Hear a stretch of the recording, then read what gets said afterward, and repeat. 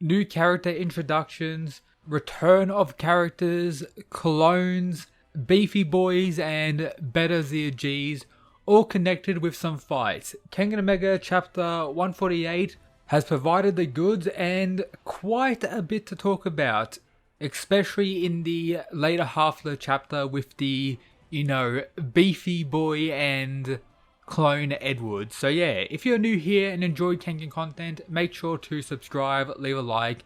Now let's get into it. So the title of the chapter is Infighting in the Westwood faction, them fighting over who will actually become the new leader with Edward Wu's death.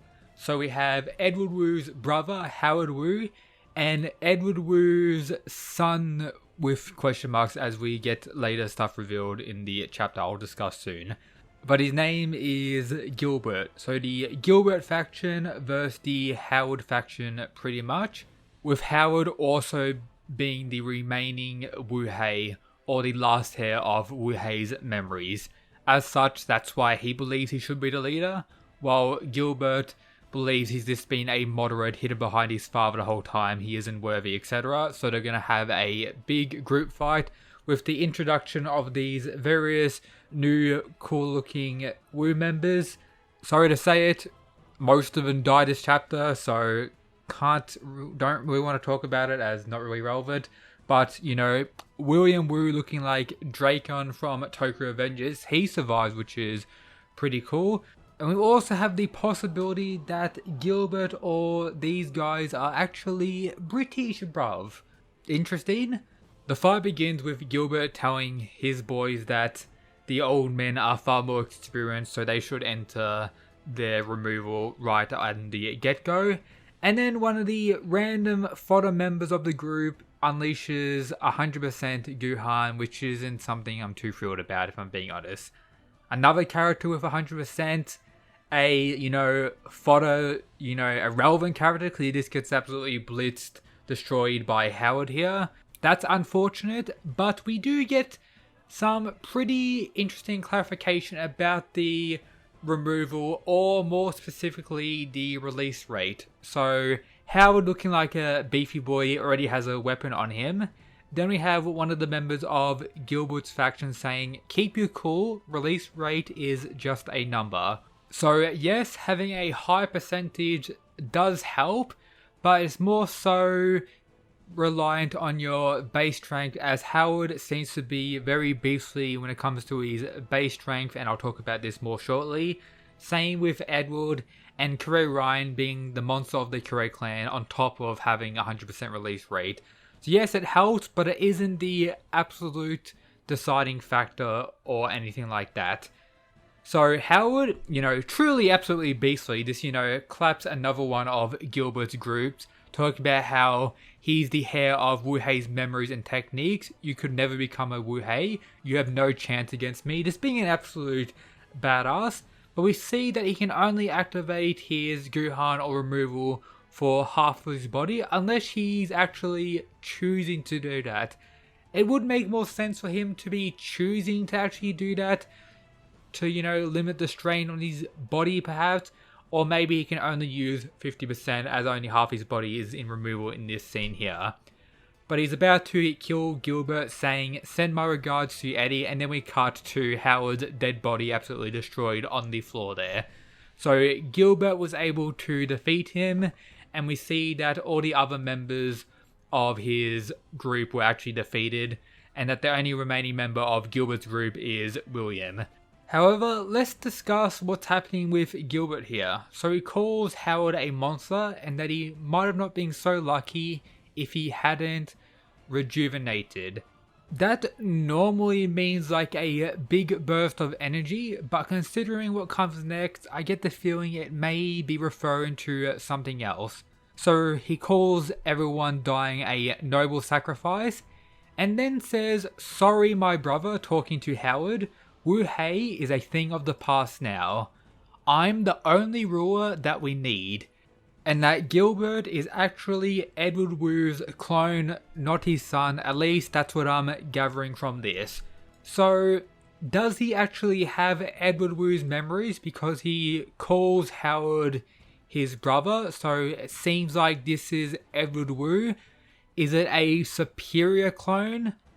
Was the whole rejuvenated situation just Edward Wu's clone personality coming out and giving Gilbert a buff or something like that? He does kind of slick back his hair to reveal that he looks pretty much exactly like Edward, so I'm getting the sense it is just truly a clone, not his son whatsoever, that Edward's been like working on outside of the whole Wu-Hei situation. As he says, the whole Wu-Hei things is a thing of the past now, so I don't think the whispering stuff or anything related to Wu-Hei is going on with Edward Wu's clone here. Most likely like worm technology played a part in the arrival of Gilbert here. Does he know what happened to the original Edward? Just a whole lot of questions that need to be discussed, but I'm thinking it's connected to the worm, mainly considering what happened shortly.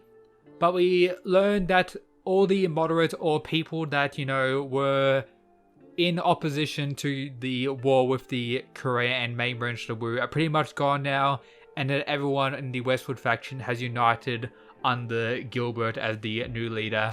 As such, the rivalry between the clans, or the supposed war that's going to happen, is heating up or intensifying. So yeah, pretty crazy stuff, and Edward has returned. Pretty cool. I think a lot of people are going to be happy about that. I'm kinda in between. Having Edward's son as becoming the new leader would have been pretty cool, and someone younger that could be a fight for Ryan in the future I thought would be pretty hype. Like, as I mentioned in previous videos, perhaps the monster of the Wu clan to rival the monster of the Korea clan. That could be interesting, but no, it's Edward Wu's clone. So yeah, let me know your thoughts on that down below. But this chapter doesn't stop there. We get an introduction of two new characters. So we have this guy who's dripped out looking like a better ZG, if I'm being honest. We don't know his name.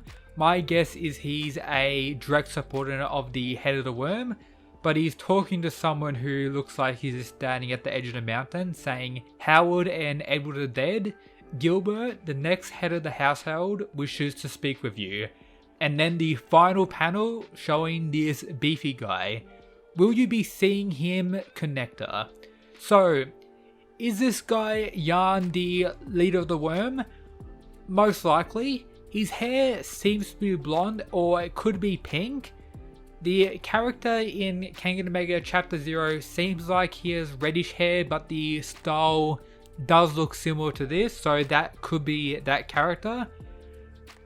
If this character isn't the head of the worm, it could be just another connector. Remember, Garuuki is also called a connector. I think Chapter 0 with this panel is going to be very important for the future.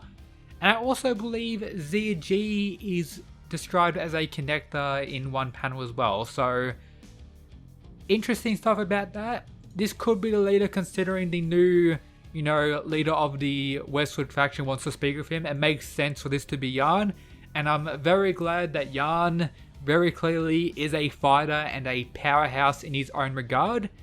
And Yarn could be the character that, according to Faye, Oma and Garuuki are clones of, and could be connected to the first Kengan match of the character that looked exactly like Oma. So yeah, we don't actually get to see his face, but this is just what I'm thinking. This guy, most likely a direct subordinate, same rank as Nate and something like that, or maybe even a higher rank that we don't really know of.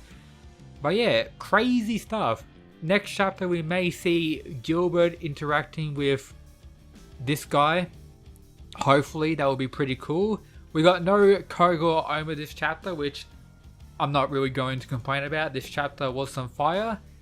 It's fairly unfortunate that they killed off quite a few characters, but Howard did demonstrate some pretty fire moves this chapter.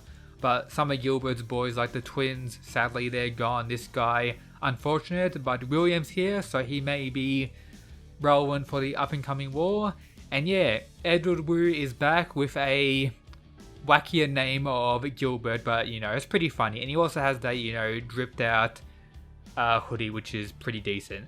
So yeah, I enjoyed this chapter. Let me know your thoughts of the chapter down below. If you're new here, make sure to subscribe. Check out all the other stuff in the description, it'll be greatly appreciated. And as always, shout out to these absolute mad lads who support the channel via the Patreon. But yep, that's it guys, peace.